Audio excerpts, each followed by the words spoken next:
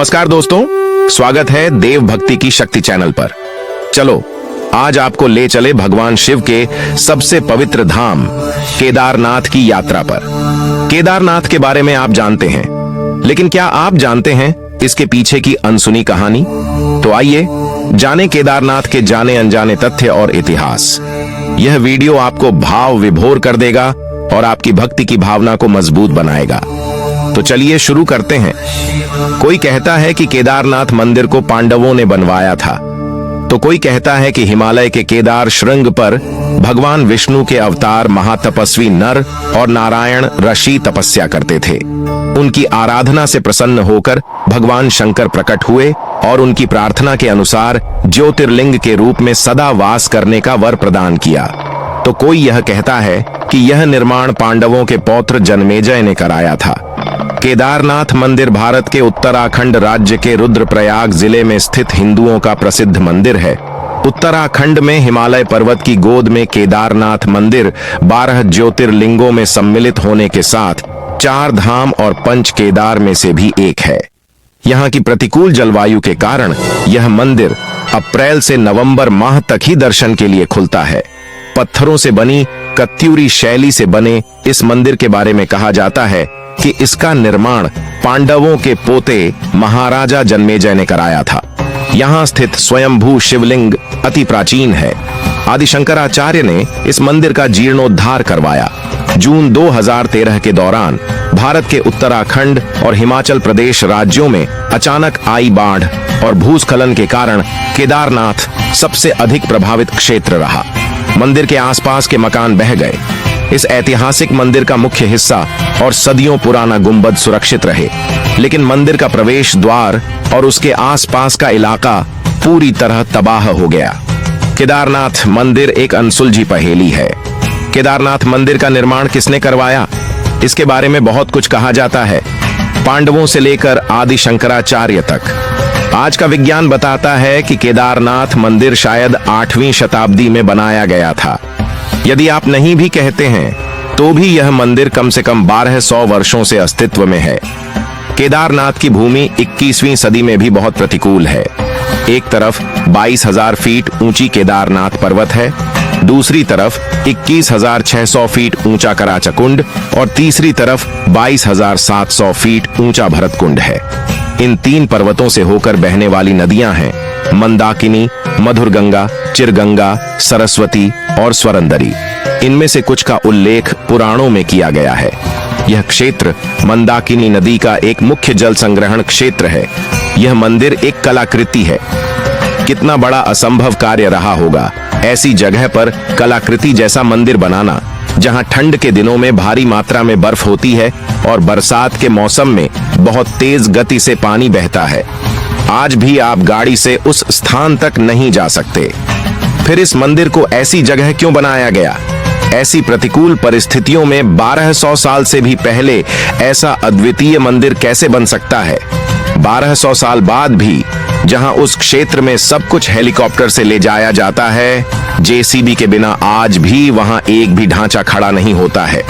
यह मंदिर वहीं खड़ा है और न सिर्फ खड़ा है बल्कि बहुत मजबूत है। हम सभी को कम से कम एक बार यह सोचना चाहिए। वैज्ञानिक अनुमान लगाते हैं कि यदि मंदिर दमयंती और शताब्दी में पूर्व में होता तो यह हिम युग की एक छोटी अवधि में होता। Wadia institute of geology, Dehradun ने केदारनाथ मंदिर की चट्टानों पर लिग्रोमैटिक डेटिंग का परीक्षण किया। यह पत्थरों के जीवन की पहचान करने के लिए किया जाता है। परीक्षण से पता चला कि मंदिर 14वीं सदी से लेकर 17वीं सदी के मध्य तक पूरी तरह से बर्फ में दबा रहा था। हालांकि मंदिर के निर्माण में कोई नुकसान नहीं हुआ। 2013 में केदारनाथ में आई विनाशकारी बाढ़ को सभी ने देखा होगा। इस दौरान औसत से 375% अधिक बारिश हुई थी। आगामी बाढ़ में 500 से 1000 लोग मारे गए और 1200 गांवों को नुकसान पहुंचा। भारतीय वायुसेना ने 1,10,000 से ज्यादा लोगों को एयरलिफ्ट किया। सब कुछ ले जाया गया, लेकिन इतनी भीषण बाढ़ में भी केदारनाथ मंदिर का पूरा ढांचा जरा भी प्रभावित नहीं हुआ। भारतीय पुरातत्व सोसाइटी के मुताबिक बाढ़ के बाद भी मंदिर के पूरे ढांचे के ऑडिट में 99% मंदिर पूरी तरह सुरक्षित है। 2013 की बाढ़ और इसकी वर्तमान स्थिति के दौरान हुए नुकसान का अध्ययन करने के लिए वैज्ञानिक परीक्षण किया गया है। IIT मद्रास ने मंदिर पर NADT परीक्षण किया, साथ ही कहा कि मंदिर पूरी तरह से सुरक्षित और मजबूत है।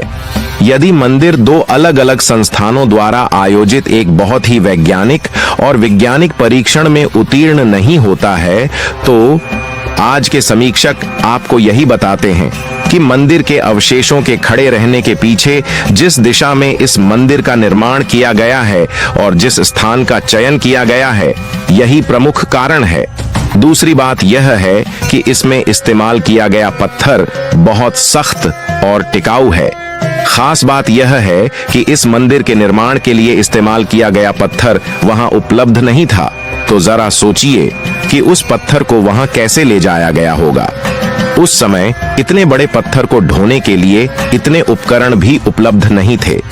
इस पत्थर की विशेषता यह है कि 400 साल तक बर्फ के नीचे रहने के बाद भी इसके गुणों में कोई बदलाव नहीं होता है। मेन कोई अंतर नहीं है। आज विज्ञान कहता है कि मंदिर के निर्माण में जिस पत्थर और संरचना का इस्तेमाल किया गया है तथा जिस दिशा में यह बना है, उसी की वजह से यह मंदिर इस बाढ़ में बच पाया। केदारनाथ मंदिर उत्तर दक्षिण के रूप में बनाया गया है, जबकि भारत में लगभग सभी मंदिर पूर्व पश्चिम हैं। विशेषज्ञों के अनुसार यदि मंदिर पूर्व पश्चिम होता तो यह पहले ही नष्ट हो चुका होता या कम से कम 2013 की बाढ़ में तबाह हो जाता। लेकिन इस दिशा की वजह से केदारनाथ मंदिर बच गया है। इसलिए मंदिर ने प्रकृति के चक्र में अपनी ताकत बनाए रखी है। मंदिर के इन मजबूत पत्थरों को बिना किसी सीमेंट के एशलर तरीके से एक साथ चिपका दिया गया है। इसलिए पत्थर के जोड़ पर तापमान परिवर्तन के किसी भी प्रभाव के बिना मंदिर की ताकत अभेद्य है। टाइटैनिक के डूबने के बाद पश्चिमी लोगों ने महसूस किया कि कैसे NADT परीक्षण और तापमान ज्वार को मोड़ सकते हैं, लेकिन भारतीयों ने यह सोचा और इसे 1200 साल पहले परीक्षण किया। क्या केदारनाथ उन्नत भारतीय वास्तुकला का ज्वलंत उदाहरण नहीं है? 2013 में मंदिर के पिछले हिस्से में एक बड़ी चट्टान फंस गई और पानी की धार विभाजित हो गई। मंदिर के दोनों किनारों का तेज पानी अपने साथ सब कुछ ले गया, लेकिन मंदिर और मंदिर में शरण लेने वाले लोग सुरक्षित रहे, जिन्हें अगले दिन भारतीय वायुसेना ने एयरलिफ्ट किया। सवाल यह नहीं है कि आस्था पर विश्वास किया जाए या नहीं, लेकिन इसमें कोई संदेह नहीं है कि मंदिर के निर्माण के लिए स्थल, उसकी दिशा, निर्माण सामग्री और यहाँ तक कि प्रकृति को भी ध्यान से विचार किया गया था, जो 1200 वर्षों तक अपनी संस्कृति और ताकत को बनाए रखेगा। तमाम बाढ़ों के बाद हम एक बार फिर केदारनाथ के उन वैज्ञानिकों के निर्माण के आगे नतमस्तक हैं, जिन्हें उसी भव्यता के साथ 12 ज्योतिर्लिंगों में सबसे ऊंचा होने का सम्मान मिलेगा। यह एक उदाहरण है कि वैदिक हिंदू धर्म और संस्कृति कितनी उन्नत थी उस समय। हमारे ऋषि मुनियों यानी वैज्ञानिकों ने वास्तुकला, मौसम विज्ञान, अंतरिक्ष विज्ञान और आयुर्वेद में काफी तरक्की की थी। आज हम जिस द्वार में रहकर ये सोचते हैं कि हमने साइंस में बहुत बड़े मुकाम को छू लिया है, पर क्या सच में हम पुराने जमाने की किसी उपलब्धि को इतनी सारी टेक्नोलॉजी आने के बाद भी हासिल कर पाए हैं? जवाब बस नहीं है। हमने केवल इस प्रकृति को नुकसान ही पहुंचाया है। चलिए अब केदारनाथ से जुड़ी महिमा एवं इतिहास पर चर्चा करते हैं। केदारनाथ की बड़ी महिमा है। उत्तराखंड में बद्रीनाथ और केदारनाथ ये दो प्रधान तीर्थ हैं और दोनों के दर्शनों का बड़ा महात्म्य है। केदारनाथ के संबंध में लिखा है कि जो व्यक्ति केदारनाथ के दर्शन किए बिना बद्रीनाथ की यात्रा करता है, उसकी यात्रा निष्फल जाती है और केदारनाथ सहित नर नारायण मूर्ति के दर्शन का फल समस्त पापों के नाश और मुक्ति की प्राप्ति है। इस मंदिर की आयु के बारे में कोई ऐतिहासिक प्रमाण नहीं है, पर 1000 वर्षों से केदारनाथ एक महत्वपूर्ण तीर्थ रहा है। राहुल सांकृत्यायन के अनुसार यह बात 13वीं शताब्दी की है। ग्वालियर से मिली एक राजा भोज स्तुति के अनुसार उनका बनवाया हुआ है, जो 1070 से 1080 काल के थे। एक मान्यता अनुसार वर्तमान मंदिर आदि शंकराचार्य द्वारा बनाया गया जो पांडवों द्वारा द्वापर काल में बनाए गए पहले के मंदिर के बगल में है। मंदिर की बड़ी धूसर रंग की सीढ़ियों पर पाली या ब्राह्मी लिपि में कुछ खुदा है, जिसे स्पष्ट जानना मुश्किल है। केदारनाथ जी के तीर्थ पुरोहित इस क्षेत्र के प्राचीन ब्राह्मण हैं। उनके पूर्वज आर्षि मुनि नर नारायण एवं दक्ष प्रजापति के समय से इस ज्योतिर्लिंग की पूजा अर्चना करते आ रहे हैं। पांडवों के पोते राजा जन्मेजय ने भी उन्हें इस मंदिर की पूजा अर्चना का अधिकार दिया था और संपूर्ण केदार क्षेत्र दान स्वरूप दिया था। ये लोग प्राचीन काल से ही तीर्थ यात्रियों की पूजा कराते आ रहे हैं। अंग्रेजी पर्वतारोही एरिक शिप्टन ने 1926 में दर्ज की गई एक परंपरा के अनुसार कई सैकड़ों साल पहले एक पुजारी केदारनाथ और बद्रीनाथ दोनों मंदिरों में पूजा करते थे और दोनों स्थानों के बीच प्रतिदिन यात्रा करते थे। आदि गुरु शंकराचार्य जी के समय से यहाँ पर दक्षिण भारत से जंगम समुदाय के रावल शिवलिंग की पूजा करते हैं। मंदिर के सामने पुरोहितों की अपने यजमानों एवं अन्य यात्रियों के लिए पक्की धर्मशालाएं हैं, जबकि मंदिर के पुजारी एवं अन्य कर्मचारियों के भवन मंदिर के दक्षिण की ओर हैं। केदारनाथ को तीर्थों का तीर्थ माना गया है। अगर लोगों की माने तो कहा जाता है कि यहाँ सच्चे दिल से जो मांगा जाए वह मिल जाता है। खैर, ये तो लोगों के विश्वास की बात है। बात करते हैं मंदिर के वास्तुशिल्प की। यह मंदिर एक 6 फीट ऊंचे चौकोर चबूतरे पर बना हुआ है। मंदिर में मुख्य भाग मंडप और गर्भगृह के चारों ओर प्रदक्षिणा पथ है। बाहर प्रांगण में नंदी बैल वाहन के रूप में विराजमान है। मंदिर का निर्माण किसने कराया, इसका कोई प्रामाणिक उल्लेख नहीं मिलता है, पर कहा जाता है कि इस मंदिर का जीर्णोद्धार आदि गुरु शंकराचार्य ने करवाया था। मंदिर को 3 भागों में बांटा जा सकता है: गर्भगृह, मध्य भाग और सभा मंडप। गर्भगृह के मध्य में भगवान श्री केदारेश्वर जी का स्वयंभू ज्योतिर्लिंग स्थित है, जिसके अग्र भाग पर गणेश जी की आकृति और साथ ही मां पार्वती का श्री यंत्र विद्यमान है। ज्योतिर्लिंग पर प्राकृतिक यज्ञोपवीत और ज्योतिर्लिंग के पीछे भाग पर प्राकृतिक स्फटिक माला को आसानी से देखा जा सकता है। श्री केदारेश्वर ज्योतिर्लिंग में नवलिंग आकार का विग्रह विद्यमान है। इस कारण इस ज्योतिर्लिंग को नवलिंग केदार भी कहा जाता है। स्थानीय लोकगीतों से इसकी पुष्टि होती है। श्री केदारेश्वर ज्योतिर्लिंग के चारों ओर विशालकाय 4 स्तंभ विद्यमान हैं, जिन्हें चारों वेदों का द्योतक माना जाता है, जिन पर विशालकाय कमल नुमा मंदिर की छत टिकी हुई है। ज्योतिर्लिंग के पश्चिमी ओर एक अखंड दीपक है, जो कई हजारों सालों से निरंतर जलता रहता है, जिसकी देखरेख और निरंतर जलते रहने की जिम्मेदारी पूर्व काल से तीर्थ पुरोहितों की है। गर्भगृह की दीवारों पर सुंदर आकर्षक फूलों और कलाकृतियों को उकेर कर सजाया गया है। गर्भगृह में स्थित चारों विशालकाय खंभों के पीछे से स्वयंभू ज्योतिर्लिंग भगवान श्री केदारेश्वर जी की परिक्रमा की जाती है। पूर्व काल में श्री केदारेश्वर ज्योतिर्लिंग के चारों ओर सुंदर कटवे पत्थरों से निर्मित जलेरी बनाई गई थी। Shri Yogesh Jindal, managing director, Kashi Vishwanath steel, Kashipur वालों ने मंदिर के गर्भगृह में 8 मिमी मोटी तांबे की नई जलेरी लगवाई थी वर्ष 2003 में, जो अब वर्तमान काल में जलेरी के साथ साथ गर्भगृह की दीवारों और मंदिर के सभी दरवाजों को अपने तीर्थ पुरोहित की प्रेरणा से किसी अन्य दानी दाता द्वारा रजत चांदी की करवा दी गई है। इसके गर्भगृह की अटारी पर सोने का मुलम्मा चढ़ा है। मंदिर की पूजा श्री केदारनाथ 12 ज्योतिर्लिंगों में से एक माना जाता है। प्रातः काल में शिविर पिंड को प्राकृतिक रूप से स्नान कराकर उस पर घी लेपन किया जाता है। तत्पश्चात धूप दीप जलाकर आरती उतारी जाती है। इस समय यात्री गण मंदिर में प्रवेश कर पूजा कर सकते हैं, लेकिन संध्या के समय भगवान का श्रृंगार किया जाता है। उन्हें विभिन्न प्रकार के चित्ताकर्षक ढंग से सजाया जाता है। भक्तगण दूर से केवल इसका दर्शन ही कर सकते हैं। वैसे तो इस मंदिर की कई कथाएं प्रचलित हैं, जिनमें से कुछ इस प्रकार हैं। इस ज्योतिर्लिंग की स्थापना का इतिहास संक्षेप में यह है कि हिमालय के केदार श्रृंग पर भगवान विष्णु के अवतार महातपस्वी नर और नारायण ऋषि तपस्या करते थे। उनकी आराधना से प्रसन्न होकर भगवान शंकर प्रकट हुए और उनकी प्रार्थना के अनुसार ज्योतिर्लिंग के रूप में सदा वास करने का वर प्रदान किया। इस स्थल केदारनाथ में है। पर्वतराज हिमालय के केदार नामक श्रृंग पर अवस्थित हैं। पंच केदार की कथा ऐसी मानी जाती है कि महाभारत के युद्ध में विजयी होने पर पांडव भ्रातृ हत्या के पाप से मुक्ति पाना चाहते थे। इसके लिए वे भगवान शिव का आशीर्वाद पाना चाहते थे, लेकिन वे उन लोगों से रुष्ट थे। भगवान शिव के दर्शन के लिए पांडव काशी गए, पर वे उन्हें वहां नहीं मिले।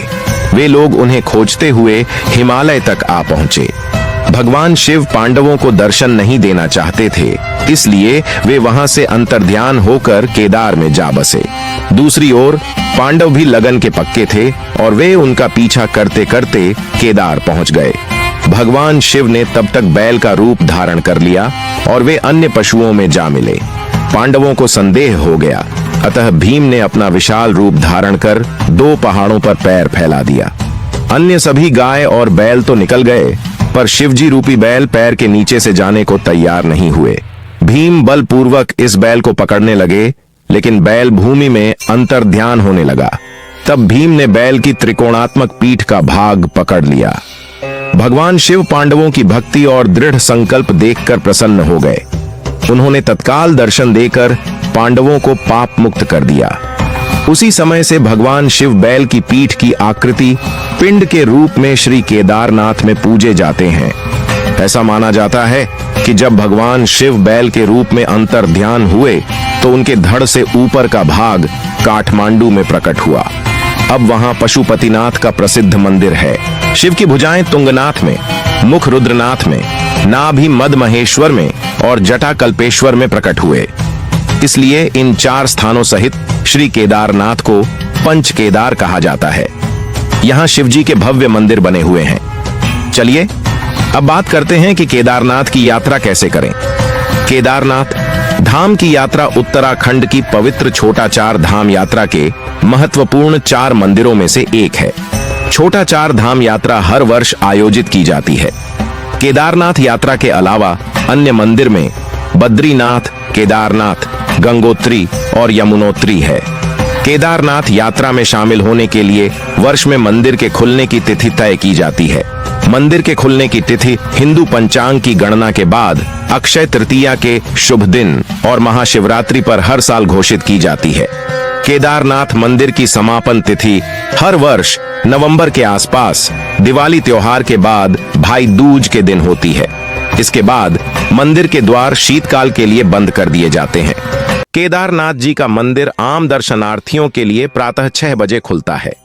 दोपहर 3 से 5 बजे तक विशेष पूजा होती है और उसके बाद विश्राम के लिए मंदिर बंद कर दिया जाता है। पुनः शाम 5 बजे जनता के दर्शन हेतु मंदिर खोला जाता है। 5 मुख वाली भगवान शिव जी की प्रतिमा का विधिवत श्रृंगार करके 7:30 से 8:30 तक नियमित आरती होती है। रात 8:30 पर केदारेश्वर ज्योतिर्लिंग का मंदिर बंद कर दिया जाता है। शीतकाल में केदार घाटी बर्फ से ढक जाती है। यद्यपि केदारनाथ मंदिर के खोलने और बंद करने का मुहूर्त निकाला जाता है, किंतु यह सामान्यतः नवंबर माह की 15 तारीख से पूर्व वृश्चिक संक्रांति से 2 दिन पूर्व बंद हो जाता है और 6 महीने बाद अर्थात वैशाखी 13-14 अप्रैल के बाद कपाट खुलता है। ऐसी स्थिति में केदारनाथ की पंचमुखी प्रतिमा को उखी मठ में लाया जाता है। इसी प्रतिमा की पूजा यहाँ भी रावल जी करते हैं। केदारनाथ में जनता शुल्क जमा कराकर रसीद प्राप्त करती है और उसके अनुसार ही वह मंदिर की पूजा आरती कराती है अथवा भोग प्रसाद ग्रहण करती है। भगवान की पूजाओं में शामिल हैं प्रातःकालिक पूजा, महाभिषेक पूजा, अभिषेक, लघु रुद्र अभिषेक, षोडशोपचार पूजन, अष्टोपचार पूजन, संपूर्ण आरती, पांडव पूजा, गणेश पूजा, श्री भैरव पूजा, शिव शास्त्र नाम और पार्वती पूजा आदि प्रमुख हैं।